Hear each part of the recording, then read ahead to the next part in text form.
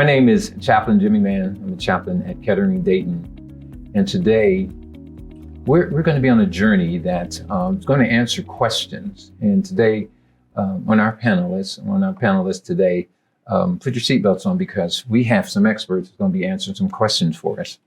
And so DeAnn, who is a licensed social worker, and also Rae, who is an oncology nurse and a manager with Kettering.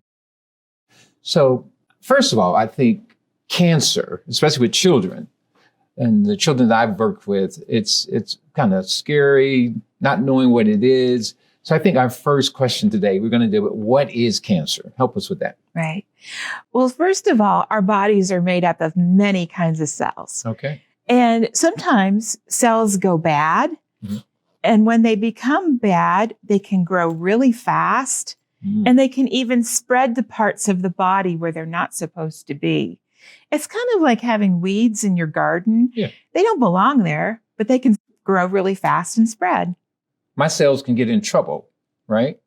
My body gets in trouble. How does that happen? Did I inherit it from my parents? How does this cancer get in my body? Well, that can be a really tricky question. Okay. And it causes confusion in kids and adults.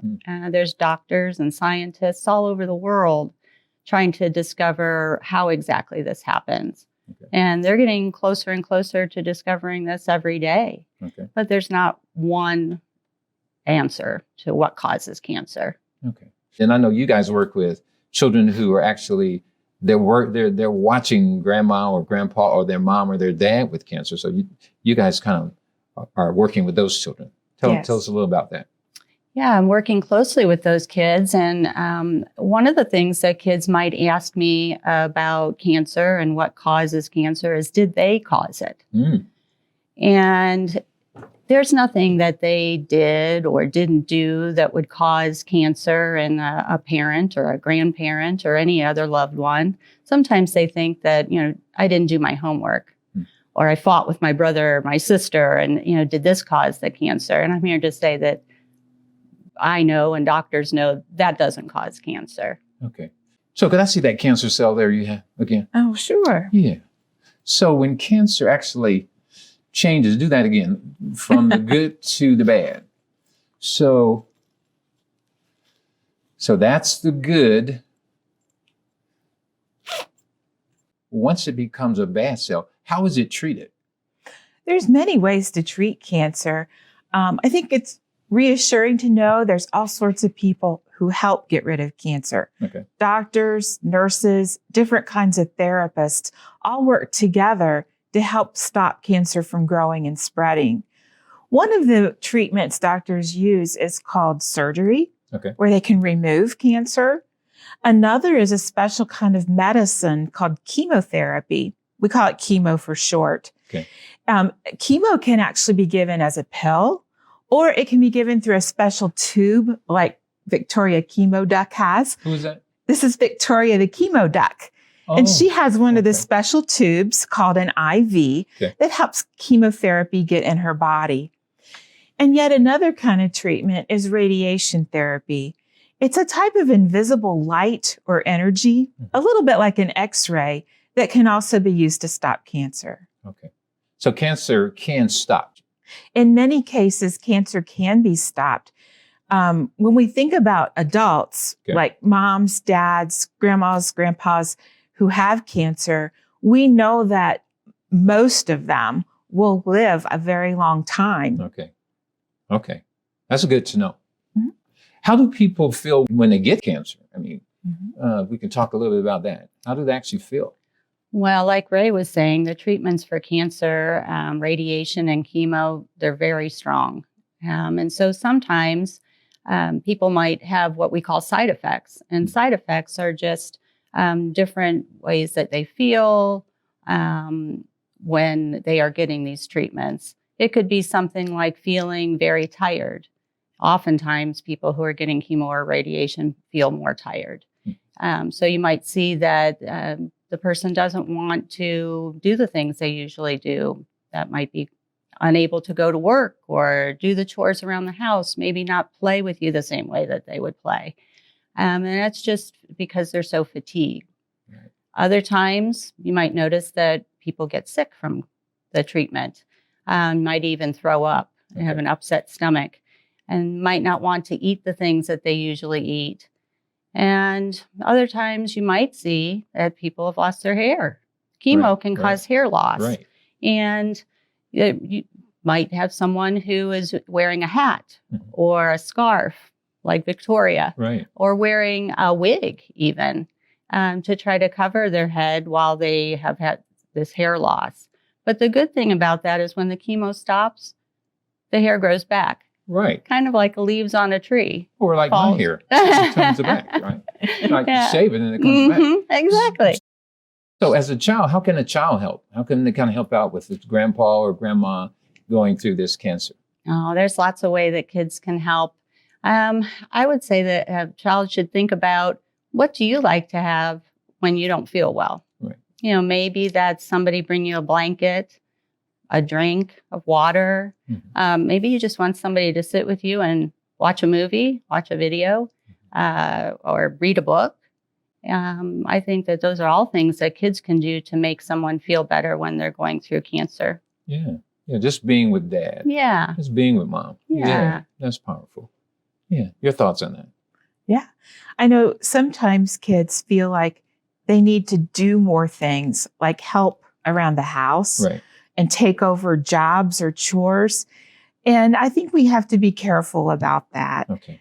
While sometimes it's nice to help, it's also okay to still be a kid. Yes. We'd like kids to know it's okay to play with your friends. It's okay for you to go to school and do other activities. Just because mom or dad or grandma or grandpa has cancer doesn't mean you can't do the things that you like to do. Right. Okay. So I can help out. Yes. Yeah, I can cut the grass. I can take the trash can around. But I can also go ride my bike. So like you're giving the child permission to be a child. And what kids need to know is, we talked about that, they can't cause cancer. Right. They can't catch cancer. That's one thing I wanted to say too. It's not contagious like germs from a cold or flu. So they can't catch cancer, but they can help. And we call those the 3 C's. Yeah. So I think feel free to snuggle up to that person, give them a hug. Don't be afraid to touch somebody who has cancer. It's probably going to help both that person and you if you give them a hug. Yeah. Everybody likes hugs, right? Hugs are good medicine. Yeah. The human touch. And so that's good for our audience to know that children, please give grandpa, give mom, give them a big hug and be present with them. Yeah, because you'll learn so much. The child learns so much. And so 35 years, you've been working with people who face cancer. Yes, it does sound like a long time, but I enjoy helping people. Some people think cancer is depressing. And I have found the opposite is true. People facing cancer can be very brave, very inspiring, and being able to help people get through their treatments or understand how to take better care of themselves really helps them, and it brings a smile to my face. That's why I've been able to do this for so many years. Yeah. Okay. So, DeAnn, talk a little bit more about, she said brave, helping the children. Oh, gosh. Yeah. Kids have to be brave when they have a loved one going through cancer. And, we have a program called Climb. Children's lives include moments of bravery. And, cancer is confusing, as I said, for adults and kids alike. But kids can be very brave and can step up for the occasion and help and really understand what's going on. Yeah. So, my precious guest, so in summary, what would you say to an audience that, as we process this, and I'm sure there's some things that you just want to say. Let's hear that.